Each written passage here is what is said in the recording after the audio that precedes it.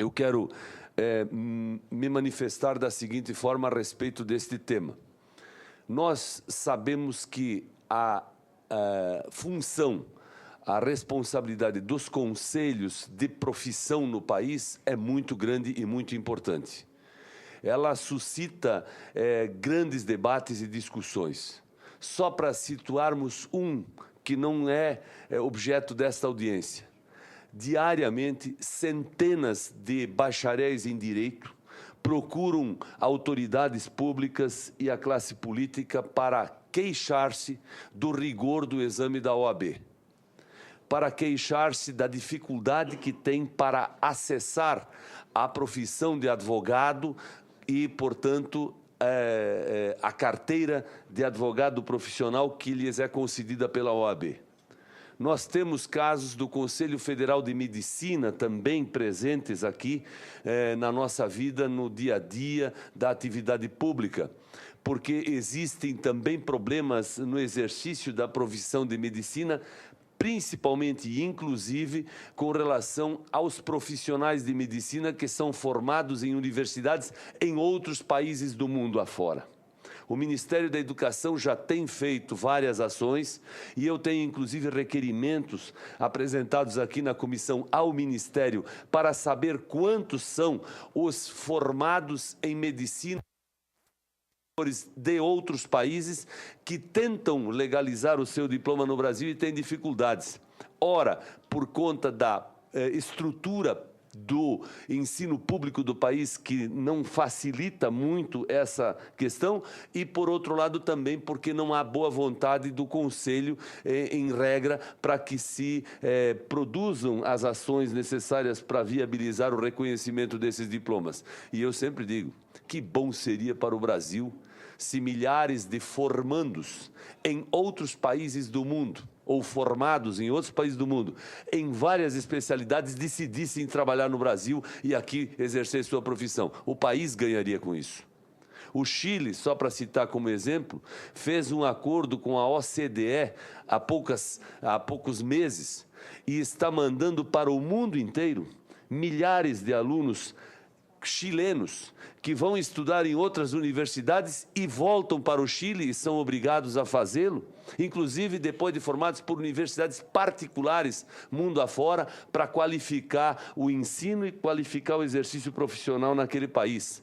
O próprio Brasil, via Ministério da Educação, e a gente precisa louvar essa decisão do ministro Fernando Haddad e do governo federal, agora tem um projeto de financiar o ensino de alunos brasileiros em universidades em outros locais do mundo. Isso é educação. A educação não pode ter limites, a educação não pode ter fronteiras, a educação não pode ter nada como regra específica e limitativa. A educação tem que ser sempre além do limite, tem que ser sempre à frente e acima da nossa realidade. Isso falo, obviamente, como alguém que exerceu o cargo de secretário de Educação em Santa Catarina e que teve lá a oportunidade de realizar grandes e importantes projetos que tornam o meu estado, felizmente, um dos 2 ou dos 3 estados com o melhor nível de ensino do país, com o maior número de estudantes universitários proporcionais do país e torna o estado de Santa Catarina talvez o primeiro ou o segundo, depende da avaliação que você faz, estado mais alfabetizado do Brasil. Então, é evidente que não podemos ter limites, não podemos ter fronteiras, temos que sempre avançar. E aí vem uma questão fundamental. Há uma discussão que se faz frequentemente sobre a competência e o papel do Conselho Federal de qualquer atividade profissional. Dar a um conselho o poder de conceder a um estudante graduado, formado, diplomado, a condição de exercer a profissão é uma questão que precisa ser revista na nossa legislação.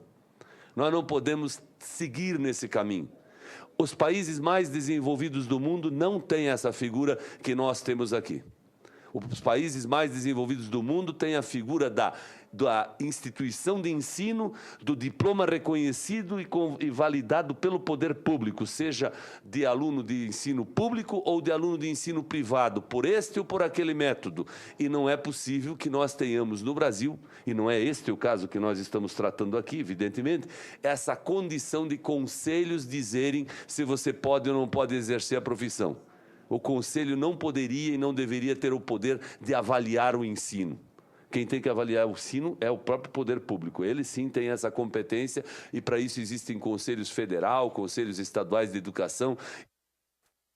Por outro lado, me parece que a questão que foi colocada aqui com relação ao assistente social é muito mais grave do que eu próprio imaginava.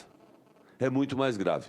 Porque se tivéssemos apenas a ação do Conselho Federal, no sentido de se manifestar contrário ao ensino à distância, como atividade, tudo bem, é democrático você dizer que você não é a favor disto e a favor daquilo. Não há nenhuma contradição nisso e nenhum impedimento de você manifestar sua opinião. Até porque, se você é uma instituição e representa uma categoria, você pode fazê-lo desde que a sua categoria pense dessa forma.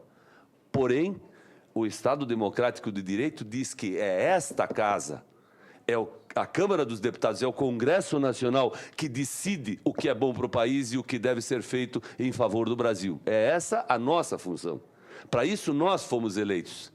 E a lei que sai daqui tem que ser cumprida, quer queiram, quer não queiram as instituições organizadas no país.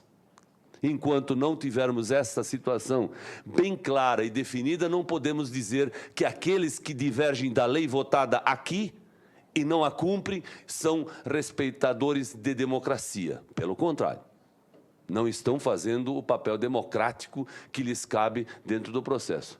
Divergir é democrático. Descumprir não é democrático.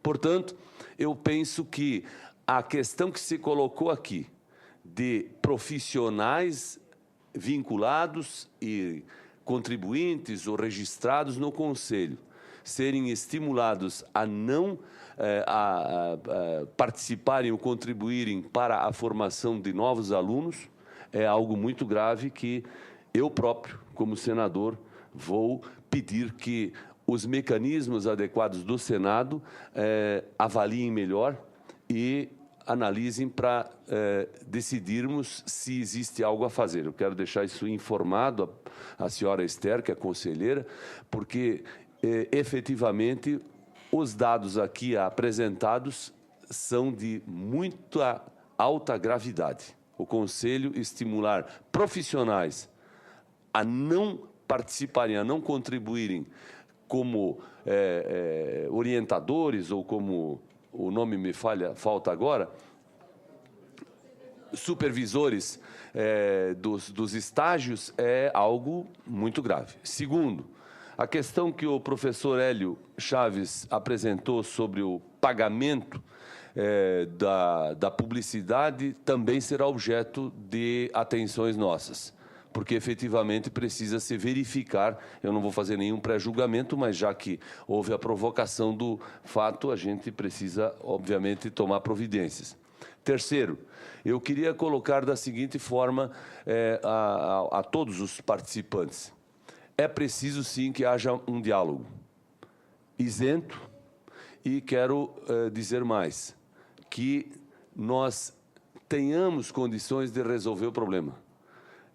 Porque se tem uma coisa que o Brasil precisa, e precisa muito, e precisa logo, e precisa urgente, e isso não é uma palavra de alguém que é oposição ao governo, simplesmente palavra solta. Nós precisamos menos Bolsa Família e mais apoio à família. E esse apoio pode ser dado antes de médicos, antes de advogados e antes de delegados. Talvez se pudéssemos dar com esse apoio com mais professores e com mais assistentes, certamente nós estaríamos ajudando muito o Brasil. Eu até acho, professor Hélio, que os 70 mil, e professor Vianney, alunos, não serão todos eles formados. Vai ter muita gente que vai deixar de frequentar, vai desistir, vai diminuir. Então, há um equívoco, no meu ponto de vista, de dizermos que temos 70 mil e, por isso, vamos precisar dos 70. É preciso pensar que muitos poderão desistir, mudar de curso, seguir outro caminho, ou mesmo se formar e não exercer a profissão. Isso acontece muito. Ainda é um outro equívoco da nossa legislação e do nosso sistema, que impõe a um jovem de 18 anos a necessidade de se matricular num curso que ele jamais sabe como vai ser importante ou pouco importante na sua vida. Esse é um modelo que a gente precisa, com o tempo, alterar no país. E mais do que isso, nós também precisamos fazer no país uma outra coisa. Entender que quem quer estudar, que o faça, mesmo que não tenha professor. É errado o conceito de que só é estudante quem está confinado a uma sala de aula e a 45 ou 50 minutos de fala de um palestrante. Aliás, é válido dizer, professor Hélio, e eu não sei como a gente vai resolver isso, mas se somássemos por dia os minutos de hora-aula que são queimados ao término da 4ª aula noturna das nossas universidades, públicas e privadas, com certeza os milhões e milhões de horas que nós perdemos de conhecimento deve-se constatar, farão muita falta a esse país. Muita falta. Eu sou um homem muito rígido no cumprimento de normas e de disciplina. Por isso eu quero lhes dizer que se tivéssemos uma lei ou uma norma no país que obrigasse todo estudante a ir até o último minuto da sua presença na sala de aula, nós avançaríamos muito. Já na educação à distância, ele não tem que ter minuto para acabar, ele tem que ter minuto para começar. E quando ele começa, com certeza, ele vai fazendo o que é preciso, porque senão ele não aprende, como foi bem dito aqui. Então, eu não tenho nenhuma dúvida de que teremos que tomar providência. Tendo em vista a ausência dos senadores que já estiveram aqui presentes, como é o caso do senador Mozarildo, como é o caso da senadora... Tudo bem. Também da nossa senadora Maria do Carmo, senador Cacildo Maldaner, e eu quero registrar aqui com muito prazer a presença do deputado federal Ângelo Anholim, que é deputado federal do PDT do Tocantins e presidente da Frente Parlamentar do Ensino à Distância, e quero deixar a palavra para que todos os palestrantes possam, em mais 3 minutos, fazer suas considerações finais a respeito do tema, já que não temos nenhum questionamento, nenhuma manifestação de senadores, e eu não posso facultar ao plenário, também por força do regimento, a oportunidade de perguntas ou de questionamentos. Por isso também me estendi um pouquinho aqui e informo que depois da manifestação de cada um, em mais 3 minutos, se desejarem, eu darei a manifestação final. Agora, vamos da esquerda para a direita. Presidente Ricardo, com a palavra. Bom, eu gostaria, senador, primeiro, de pedir um encaminhamento de que fosse enviado ao Ministério Público Federal, onde esta associação já fez uma denúncia formal, o relatório desta audiência pública, que pudesse somar com as denúncias que nós já apresentamos àquele Ministério Público, com o objetivo de que ele também participe e tome as devidas providências nos casos que nós citamos e centenas de outros casos que não tivemos a oportunidade de citar aqui, de discriminação e de preconceito. Quero, mais uma vez, reiterar o meu respeito ao Conselho Federal de Serviço Social como instituição e reforçar o ponto de vista que a Associação Brasileira dos Estudantes entende o equívoco que esta direção, ou que algumas pessoas, sabe-se lá por qual motivo, a gente ouve muito se falar em reserva de mercado, em questões ideológicas, enfim, e não importa o motivo, ressaltar que vocês estão prejudicando o país, estão prejudicando um grupo muito grande de estudantes e que repensem essa política. Nós estamos à disposição e tenho certeza que falo em nome de outras associações que estão aqui presentes, que defendem a educação à distância, com o objetivo de construir um ensino superior de qualidade, Estamos disponíveis, abertos ao diálogo com o Ministério, com o Conselho e qualquer outro dos conselhos. Como foi bem colocado pelo professor Vianney e professor Hélio, tivemos outras lutas de discriminação. E ainda temos muitas outras que virão, não tenho dúvida disso, viu, colegas estudantes presentes e aqueles que nos acompanham. Nós temos uma luta muito grande pela frente, que é a do FIES, financiamento estudantil, que não é permitido para aluno de educação à distância. Essa é uma luta que vai ser a próxima da pauta.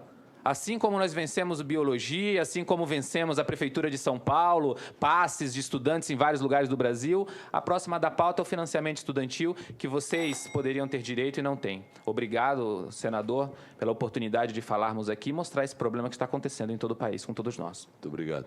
Professor João Vianney, o senhor tem a palavra. Obrigado, senador. Cumprimentar também o deputado Naiolim, presente aqui, para reiterar, para tornar explícito o abuso de competência, o abuso de poder criado pelo Conselho, quando ele tenta limitar a 3 alunos por profissional no campo de estágio. Agora mesmo saíram as diretrizes da CAPES, na pós-graduação, para mestrado e doutorado, onde cada profissional pode orientar até 8 alunos de mestrado e doutorado, que tem que desenvolver a sua tese, tem que desenvolver a sua pesquisa, a sua dissertação. No campo do direito, cada advogado, na supervisão, pode ter de 10 a 15 estudantes de direito trabalhando com ele, fazendo o estágio para a sua formação. E no serviço social, uma tentativa de limitar a 3 alunos. Não tem base de nenhuma instância que pudesse estabelecer uma pertinência para essa questão. Então, claramente, é uma questão abusiva.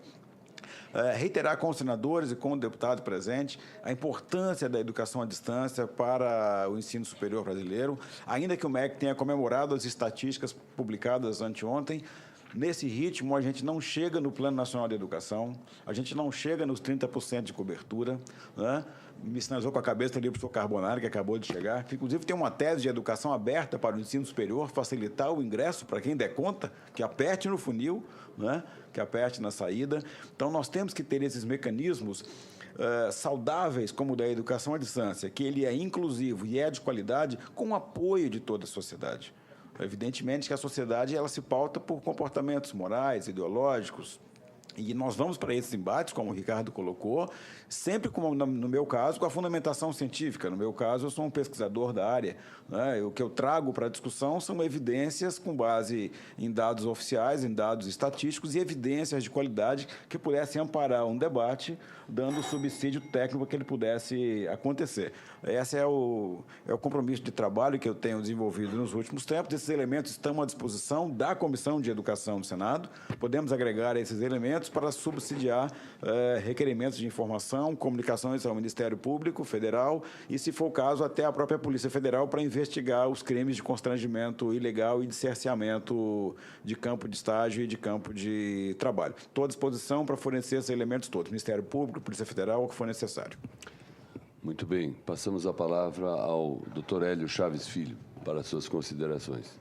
Muito bem. Eu quero reiterar aqui os parabéns às equipes que oportunizaram esse momento para o diálogo com os debates qualificados, porque estamos num ponto da história do país em que não há mais condições de nos basearmos em preconceitos. E eu tenho dito que nessa militância junto à educação à distância de já 7 anos, eu tenho percebido uma evolução muito forte, não é? Na compreensão desses conceitos da modalidade, o que ela representa, como nós podemos potencializar e melhorar, né, as formas de acesso à educação, e principalmente à educação superior. E nessa linha, eu acho que esse momento aqui, o senador Paulo Bauer, foi bastante oportuno para trazer, expurgar de uma vez por todas, né, essa compreensão equivocada acerca da modalidade e, especialmente, acerca do curso de serviço social. E, como representante do MEC, eu quero, mais uma vez, já são 4 anos, não vamos, né, desistir dessa batalha. Queremos, sim, o diálogo aberto, honesto, né, e qualificado com o Conselho Federal de Serviço Social, para que a gente avance e consiga trazer esses elementos de qualidade, de fato, que precisa ser feito, já que há tanta exigência, há tanto questionamento por parte do Conselho de Regulamentação Profissional, o que é necessário se fazer, então, no curso de graduação. E entrar nessa seara do debate acerca de, bom, qual é a relação correta, então, de supervisor por número de alunos? Porque senão a gente cria uma barreira intransponível. Pelos números que foram apresentados, nós sabemos, os profissionais de serviço social, eles não estão na média, eles não moram na média nos locais onde estão, né, esses estudantes que vão demandar. Então, a gente precisa criar uma política de adaptação, vinculação, ajuste, para que a gente consiga avançar. Mas nunca com as restrições limitantes e intransponíveis. Na medicina não há essa relação, não se cria esse tipo de barreira. Na medicina, que é um curso muito mais complexo, muito mais problemático do ponto de vista de acompanhamento daquele que será o profissional da área. Então, reitero mais uma vez, me coloco à disposição também da Comissão de Educação no Senado, para a gente poder debater sobre esse tema e avançar não só nesse, mas em vários outros que nós precisamos, falar também sobre o FIES. De fato, o FIES teve a vedação no passado por conta de um trabalho que nós iniciamos na supervisão, mas que eu acho que já está na hora de voltar a refletir acerca desse financiamento, que é muito importante. E deixar aqui os meus votos de, enfim, bom trabalho, né, a essa nova gestão do Conselho Federal de Serviço Social. Muito obrigado. Concedo a palavra à senhora Esther Luiza Lemos. Então, nessas palavras finais, eu gostaria de destacar 3 aspectos. Um primeiro aspecto é que o Conselho Federal de Serviço Social, ele não regula ou ele não interfere nas questões no âmbito da formação profissional. Vocês esqueceram de chamar uma entidade fundamental no processo, que é a Associação Brasileira de Ensino e Pesquisa em Serviço Social. Essa entidade é a entidade que agrega todas as entidades e universidades, enfim, que ela dispõe sobre a política de formação profissional no país.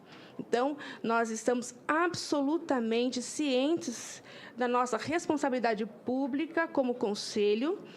Temos o dever, sim, de zelar pela qualidade do exercício profissional e a qualidade do atendimento ao usuário dos serviços sociais desse país. Então, é nesse sentido que, junto com a BEPS, Associação Brasileira de Ensino e Pesquisa em Serviço Social, e junto com a ENESO, que é a Executiva Nacional, que é outra entidade nacional, que não está representada nessa audiência pública, que nós temos feito, sim, uma campanha nacional pela qualidade do ensino, não só no EAD, no ensino presencial também, certo? Então, a questão da polêmica com relação ao EAD, ela agudiza uma relação de mercantilização e de uma relação de fato, uma série de irregularidades, que é outro aspecto que eu queria chamar a atenção para ir para o final.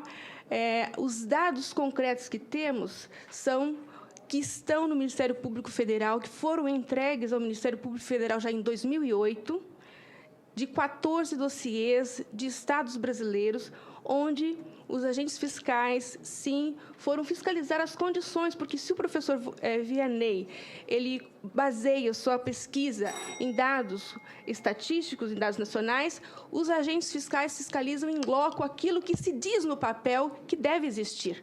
Então, com base nisso, com base nesses dados concretos, que 14 dossiês a gente pode disponibilizar, sim, esses documentos, também aqui a Comissão de Educação do Senado, certo? Com base nesses documentos é que o conjunto Cefes-Cres tomou uma decisão no 37º encontro, em 2009, de estarmos conhecendo, sim, as condições objetivas nas quais se faz o exercício profissional, ou a formação profissional EAD, e montando dossiês para que essas informações cheguem a quem tem a responsabilidade de fiscalizar isso, que é o MEC. Certo? Então, ao Conselho Federal de Serviço Social não cabe fiscalizar EAD. Para vocês terem uma noção, hoje, dos quase 10 mil assistentes sociais, nós temos aproximadamente 3 mil assistentes sociais formados em EAD já credenciados, senador. Então, nós não estamos discriminando o acesso ao Conselho Federal, porque temos profissionais formados em EAD no país exercendo a profissão. certo? E a questão, eu quero chamar a atenção para finalizar, a via que o conjunto Cefes-Cres tem feito para qualificar a educação é lutar por 10% do PIB na educação. Essa é a campanha que nós queremos que todos nós possamos abraçar, porque, de fato, investindo realmente com recurso público no ensino, é que a gente vai poder garantir o direito a todos os estudantes terem, na nossa opinião, uma modalidade de formação mais qualificada. Obrigada. Eu agradeço a manifestação de todos e quero informar ao presidente Ricardo Rous que a sua proposição eu deverei submeter à análise aqui da assessoria jurídica da comissão, uma vez que o envio de documentos para o Ministério Público Federal pode ser feito, uma vez que é material público e à disposição do público, mas eu não sei lhe dizer se é regimentalmente possível tal providência. De qualquer forma, isso precisa ser analisado e, se a análise for favorável, ainda terá que ser aprovado pelo próprio plenário da Comissão de Educação. Mas eu penso que a parte que julgar necessário pode, inclusive, obter todo o extrato, aliás, todo o material desta audiência pública no site do Senado, reproduzi-lo e repassá-lo ao Ministério Público de uma forma completamente integral. Aliás, é bom mencionar que toda esta sessão está à disposição no site do Senado, gravada à disposição de todos aqueles que desejarem dela utilizar. Também informo que a professora Maria Luísa Belloni mandou para nós o material que ela apresentaria aqui durante a sua exposição, que infelizmente não pode ser feita, e por isso o material será disponibilizado para os senadores da comissão que o desejarem. Também quero registrar a presença ainda de mais uma pessoa que comparece a essa sessão, que é o senhor Antônio Carbonari, presidente do Grupo Anhanguera. Agradeço a todos pela participação, pela presença, e tenho a certeza de que nós vamos realizar outras audiências.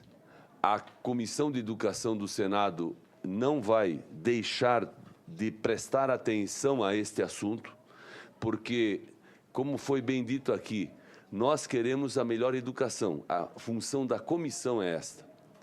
E nós vamos buscar, de todas as maneiras possíveis, ajudar o MEC para que se cumpra a lei.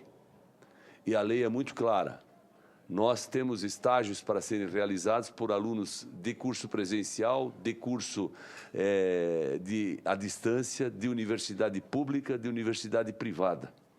E, obviamente, que há necessidade de se estimular. Até porque eu recebi aqui do professor João Vianney a informação, isso é resultado de uma decisão de 9 de agosto, portanto,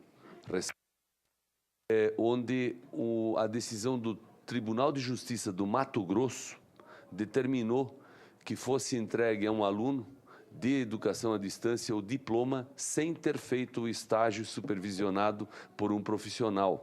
Quer dizer, na hora em que a educação deixar de ser feita por professores, pelo mundo acadêmico, pelas salas de aula, pelas instituições, pelos mecanismos que nós dispomos de mídia, de internet, de livro, de tudo mais, e passar a ser feita por juiz de direito, então nós estaremos num processo completamente inverso e equivocado de formação, de geração e de construção do país.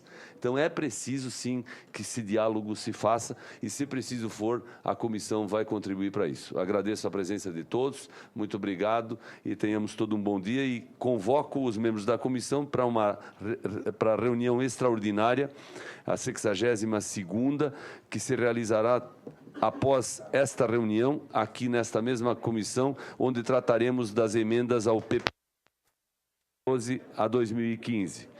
Discussão e votação dessas emendas. Agradeço a todos e dou por encerrada a presente reunião.